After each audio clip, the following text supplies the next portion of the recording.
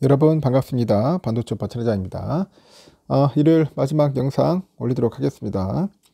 삼성전자는 상당히 좋아하고 있어요. 근데 주가가 좀 많이 빠지고 횡보하다 보니까 여러분들이 상당히 좀 스트레스 많이 받고 힘들 겁니다. 이럴 때 많은 분들이 튕겨 나가고 포기하고 좌절합니다.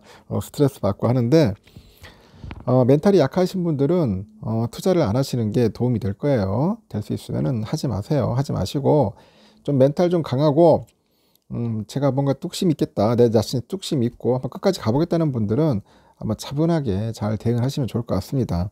좀 많이 빠지면은 뭐 쉽게 생각해서 좀 물 좀 타고 수량 좀 모으가면서 하면 될 것 같아요. 그리고 삼성전자만 여러분 굳이 고집할 필요는 없어요. 좋은 종목들 많이 있습니다. 특히 뭐 미국 쪽으로 많이 보세요. 미국 종목이나 아니면은 국내 ETF 중에 미국 지수를 추종하는 ETF 있지 않습니까? S&P 500, S&P 500 있잖아요. S&P 갑자기 그랬어요. S&P 500하고 나스닥 100, 나스닥 100하고 뭐 이 정도면 될 것 같아요. 필라델피아 반도체, 필라반 이런 거 좋은 것 같아요. 뭐 테크탑 10 이런 네 종류 정도만 하면 될 것 같은데 하여튼 S&P 500하고 나스닥 100이 가장 좋은 것 같더라고요. 그냥 꾸준하게 연금 계좌에 모아가지고 한번 가보십시오. 그럼 여러분의 수익률이 날 겁니다. 충분히 날 거예요. 그리고 삼성전자랑 같이 병행을 하면 좋을 것 같고 뭐 삼성전자는 보기에는 쉬운 것 같아도 상당히 힘든 종목이 삼성입니다. 이게 무겁기도 하고 약간의 좀 변동성도 있고 왜 변동성이 있냐면 그 외인들이 많이 들어옵니다. 외인들이 많이 들어와 가지고 사기도 하고 또 팔기도 많이 팔아요. 살만한 게 없어요. 살만한 게 없어. 그럼 삼성만 사. 또 팔 때는 삼성도 갑자기 막 팔아버려요. 그러다 보니 삼성이 흔들리면은 우리나라 코스피도 막 흔들리기 시작한다고. 그런 연관 관계가 좀 깊습니다. 하여튼 참 쉽지는 않아요. 많은 분들이 많이 도망갔습니다. 지금 저 쳐다보지도 않을 겁니다. 아주 지긋지긋하게 지금 할 거예요. 제가 예전에 좀 오를 때면 빨리 탈출해라. 도망갈 사람 도망가라 해가지고 많이 도망가긴 갔어요. 다행스럽게 이제 본전 확보했다는 사람도 있고, 뭐 약간의 차익 실현했다는 분도 있는데, 새롭게 해볼까 하는 생각하는 사람들은 한번 진지하게 생각을 하세요. 진지하게.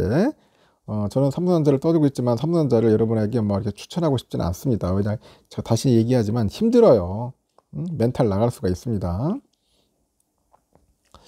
뉴욕 증시에는 이번 주에는 대형 재료들이 좀 쏟아질 거예요. 이달 30일하고 31일에 보니까 미국의 연방준비제도가 올해 그 첫 번째 연방공개시장위원회 회의를 엽니다.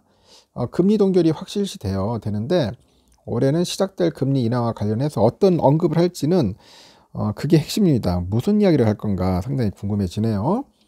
연준의 통화정책 향배를 좌우할 핵심 경제 지표가 이제 고용 지표들 이것들이 줄줄이 발표됩니다. 고용 지표.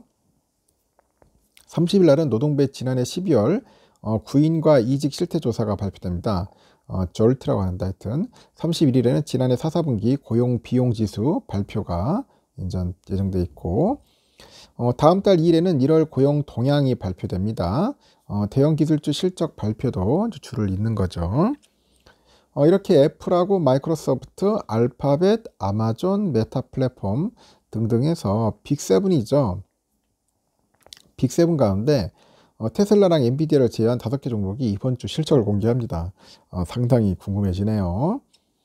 FOMC는 올해 금리 인하와 관련해서 연준이 어떤 생각을 갖고 있는지를 보여줄 올해 내내 증시 흐름을 좌우할 핵심 사건이죠.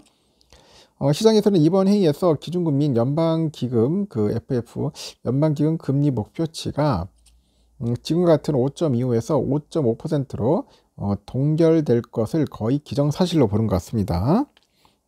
5.25에서 5.5%.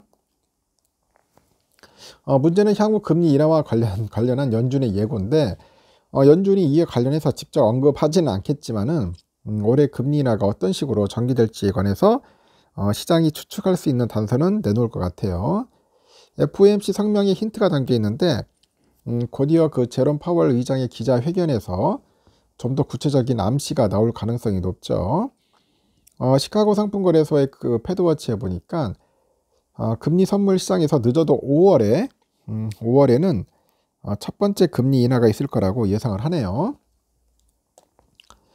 파월 의장을 비롯해서 연준의 고위 관계자들은 올 하반기나 되어야지 금리 인하가 시작될 거로 언급을 해왔지만은 시장은 기대를 저버리지 않고 있다고 합니다. 금리 선물 시장에서 3월 19일에서 20일 FOMC에서 금리를 내릴 가능성은 한 48% 정도 보는 것 같아요. 48%. 그런데 4월 30일 시작해서 5월 1일 끝나는 FOMC에서는 금리가 지금보다 낮아질 가능성이 한 88% 정도 이를 것이다. 그렇게 보는 것 같습니다. 26일에 발표된 그 연준의 물가지표 기준이죠. 12월 그 PCE 개인 소비 그 지출이죠. PC 그런 물가지수가 상승률 둔화 흐름을 재확인한 것은 이 같은 기대감을 높이는 호재라고 봅니다. 그래서 연준이 상반기는 금리를 내리기 시작할지 여부를 그 좌우할 핵심 변수는 이번 주 발표될 고용 지표들이에요. 고용 지표들을 잘 봐야 합니다. 30일에 그 졸츠하고 그 30일에 고용 비용 지수 그리고 핵심 고용 지표 2월 발표될 1월 고용 동향이 연준의 금리 인하 흐름을 좌우할 변수죠.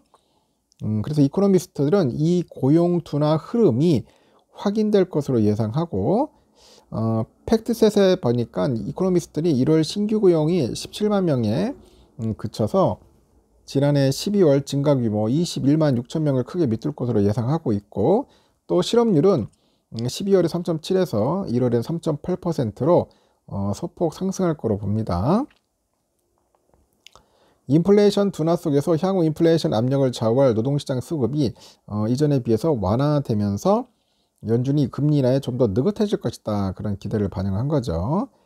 이렇게 빅7 종목 가운데 24일 실적을 공개한 테슬라랑 다음 달 21일 실적 발표가 예정되어 있는 엔비디아를 제외해서 5개 종목이 이번 주 분기 실적을 내놓는 겁니다. MS랑 알파벳이 30일 분기 실적 발표로 테이프를 끊어요. 다음 달 그 1일에는 애플하고 아마존하고 메타 실적 발표가 있습니다. 그동안 그 질주한 빅7 종목들 보니까 24일 실망스러운 실적을 공개한 테슬라 주가가 25일에 12% 폭락한 데서 알 수 있듯이 그 시장의 높아진 눈높이를 충족해야 한다는 부담을 안고 있어요. 이 실적이 좋다고 해도 기대에 못 미칠 경우 주가 폭락도 각오를 해야 한다는 겁니다. 다만 애플은 예외입니다. 이미 애플의 그 중국의 아이폰 판매 둔화 등 악재로 인해서 주가가 이제 고전해왔던 터라서 애널들은 그 애플이 대래 실적 발표를 계기로 반등할 가능성도 있다고 보는 것 같아요. 그래서 투자자들이 하여튼 그 눈높이가 그 낮아진 터라서 이제 실적이 쇼크 수준만 아니면 투자자들로부터 무난하다 그런 평가를 받으면서 주가 상승 발판이 마련될 수 있다는 거죠. 이들 빅7 외에도 최근에 폭등세를 보이고 있는 AI 반도체 업체 AMD가 30일 실적 공개하고 AMD 실적은 AMD뿐 아니라 엔비디아, 마이크론 등 다른 반도체 주가에도 상당한 영향을 미칠 것 같습니다. 같은 날 경기 동향 프양계로 부르는 물류업체 UPS하고 디트로이트 빅3 가운데 한 곳이죠. 제너럴 모터스 이제 실적 발표가 있네요. 31일에는 737 맥스 9 사고로 그 곤욕을 치르고 있는 항공기 제작업체 보잉, 이 보잉하고 이 반도체 업체 퀄컴이 실적 공개합니다. 주말인 2일에는 미 양대 석유 메이저 엑슨모빌하고 쉐브론이 실적 발표 있네요. 횡재세 도입 논란을 촉발했던 이전과 달리 이번에는 지난해 4, 4분기 유가 둔화 속에서 실적이 둔화될 것으로 현재 보인다. 그렇게 보는 것 같습니다. 하여튼 이번 주 상당히 변동성이 크네요. 보니까 미국 장은 여러분 아시다시피 토요일 날은 좀 그랬어요. 다우는 좀 찔끔 올랐는데 나스닥이 올라갔다 또 빠지더라고. 0.36% 빠졌고 S&P도 잘 가른 듯 하더니 훅 빠지더라고요. 그래서 소폭 빠졌습니다. 0.07% 정도 빠졌다. 그렇게 보시면 됩니다. 그에 반해서 유럽은 좋았어요. 특히 프랑스 2.28% 강세장을 보여줬습니다. 영국도 1.4%나 올랐고요. 필라바는 요즘 좀 올라갔다가 약간 좀 꺾이는 분이죠. 좀 많이 올랐어요. 4,442.10인데 2.9나 이제 폭락을 했죠. 폭락을 해가지고 내일 또 한번 시원하게 반도체 관련 섹터들이 좀 흔들리지 않을까 하는 생각이 듭니다. 영향을 좀 많이 받을 것 같아요. 미국 달러는 1338원이네요. 2원 정도 올랐고 달러 일본에 148.18엔, 유가는 78.01달러. 그리고 일본 엔화는 903.54원이고요. 유로화는 1452.80, 중국 위안화가 186.15원이네요. 휘발유는 1572.05원이고요. 요즘 금값이 좀 빠집니다. 국제금값 2017.3달러, 국내는 86,816.65원입니다. 미국 국제 10년물은 4.139네요. 4.139 쭉 올라갔다가 좀 빠지는 그런 모습을 보이고 있고, 약간 좀 올랐어요. 선물 지수도 다우는 좀 올랐는데 보니까 이제 S&P 그리고 나스닥, 러셀은 좀 빠졌습니다. 소폭 특히 나스닥이 0.7%나 좀 빠졌다. 우리 삼성전자도 73,400까지 갔는데 좀 변동성이 좀 클 것 같습니다. 좀 많이 빠졌어요. 많이 빠졌기 때문에 우리 개미들은 상당히 지금 초긴장 상태다. 초긴장 상태. 혹시 더 빠지는 게 아니냐 그렇게 볼 수가 있는데 워낙 많이 빠졌기 때문에 73,500원대에서 74,000원 이 선에서 좀 왔다 갔다 하지 않을까 저는 개인적으로 보고 있습니다. 더 이상 빠지지 않을 것 같고 좀 횡보할 흐름이 있어요. 우선주도 많이 빠졌죠. 우선주도 빠졌지만은 59,500원에서 한 6만원 선을 보고 있습니다. 여기서 좀 왔다 갔다 하면서 약간 사인 파곡선으로 가는 것 같습니다. 그렇게 하여튼 변동성은 상당히 크다는 거 여러분들 참고를 하셔야 할 것 같습니다. 특히 오르면은 무조건 팔아 자친다고 난리인 것 같아요. 요즘 개미들은 판다고 난리다. 여기까지 하겠습니다. 일요일 저녁이네요. 그래서 이렇게 늦은 시간이기 때문에 편히 주무시고 내일 새벽 6시에 뵙도록 해요. 여러분 굿나잇.